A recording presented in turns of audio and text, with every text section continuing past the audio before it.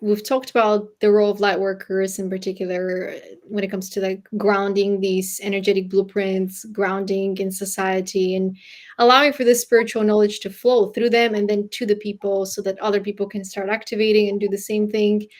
They've been channeling messages from other realms, from other times, from the past, from guides, from people that are no longer here, souls that are no longer here, from our ancestors.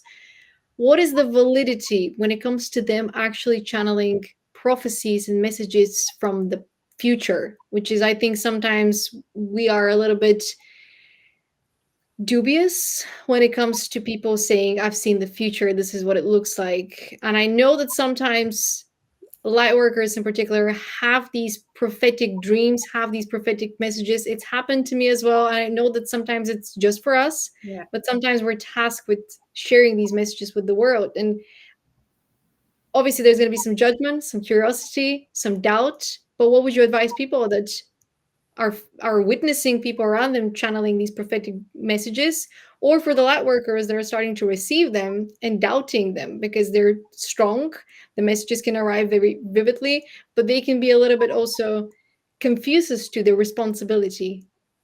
Do they share them? How do they share them? What's the best way to share them? Now, prophetic, the prophetic for me has always been a little worrisome because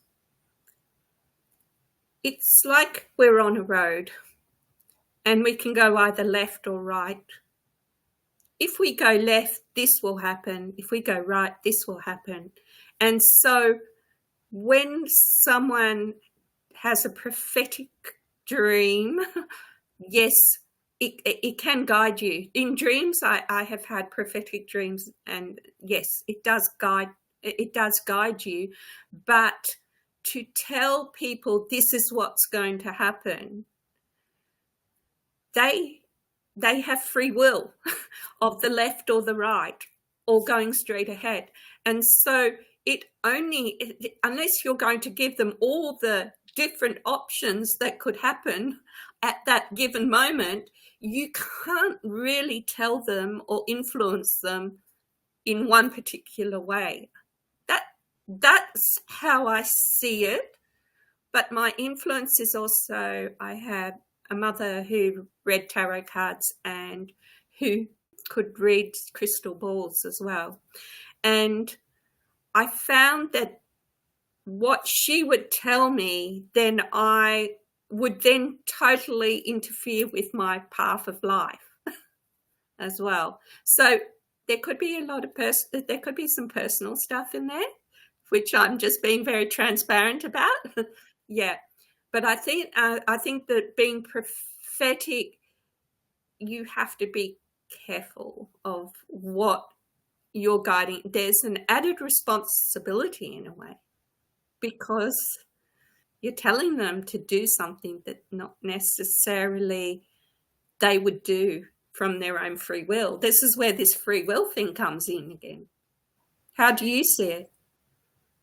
I'm asking this as somebody that's kind of starting to receive some prophecies in a way for the Yeah. new word, and I'm trying to find the best way to share them. And I understand that they're not prophecies that say in 2032 something's going to happen, but rather this is projected to happen to allow us to achieve this X, Y, and Z. So the way that even I'm receiving this information, I'm almost like having this open conversation when I ask for more instructions or ask, can I actually say it like that? Is there a way for me not to be extremely specific? Because I understand that there isn't just one version of the future. There's That's never going to it. be just one That's version it. of the future. Yeah. However, I understand also that there is almost a prophecy on everyone's life.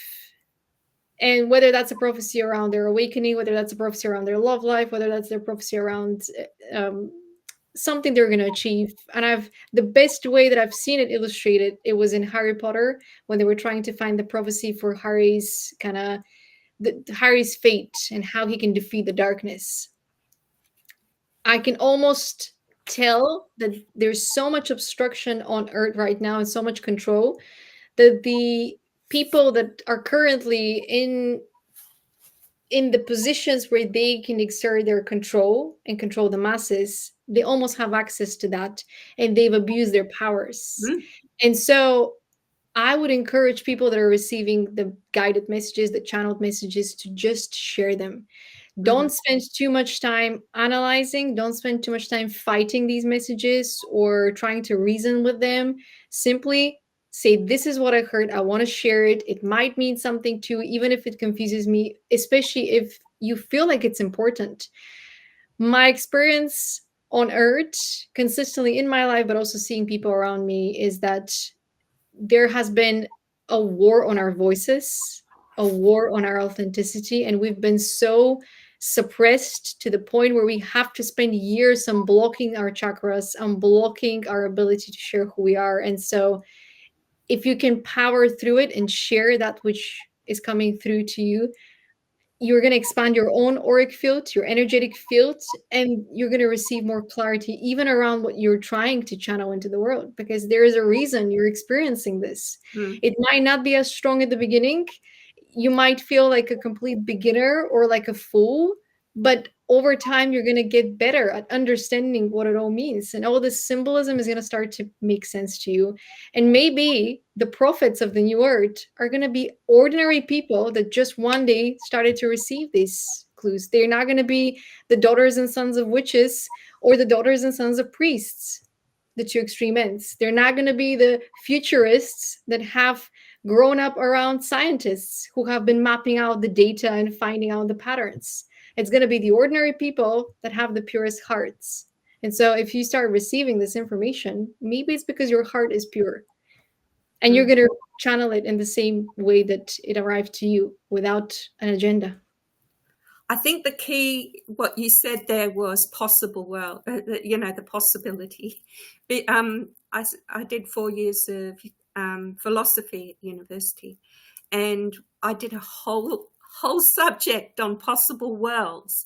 There was a guy, David Lewis, who wrote a book called Possible Worlds, and it was, quite unusual in the philosophical realm to be anything that was conceived was possible, and so could happen.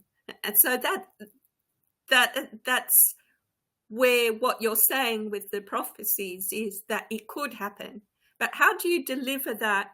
Um, like deliver what you're tuning into, the frequency of possibility, to speaking it out when no one else is seeing it. How do you do that with credibility? Yeah, you need to be somewhat credible, but also with your staying in alignment with source. So probably what I would recommend for people who do have prophetic messages coming through would be to really, once again, really become a clear channel of source in that case. I think there's diplomacy involved. You have to be very diplomatic. And I think this is where I've also seen some people really fail at their assignments, because they think it's their personal mission to call justice upon a particular individual and call out people. And I think the purpose of these messages or the guidance or the instructions is for us to illuminate new ways of being and new ways of doing and new ways of understanding. It's not to Mhm. say that person is wrong, we should remove them from the community right away, but rather illuminate the way for others to understand what's right and what's wrong in a way, or that there is a better way, that there is a higher way, and they're going to see with their own eyes, and they're going to hear with their own ears that this person is probably lying, or this person is doing something that, they've been pretending to do, but actually they're doing something else.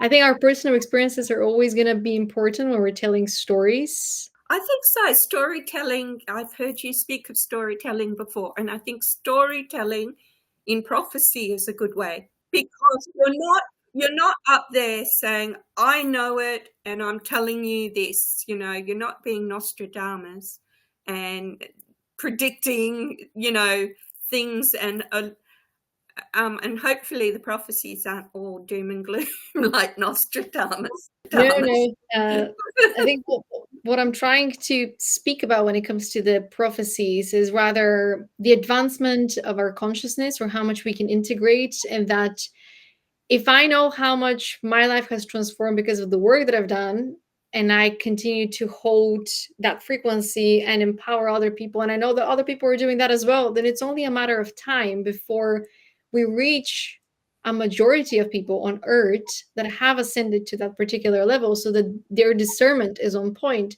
So when they see someone that's trying to be manipulative, somebody that's trying to use their resources to do bad, they're going to know. You wouldn't have to present a whole case. They're already going to have the intuition, the telepathy. So this is, I think, inevitable.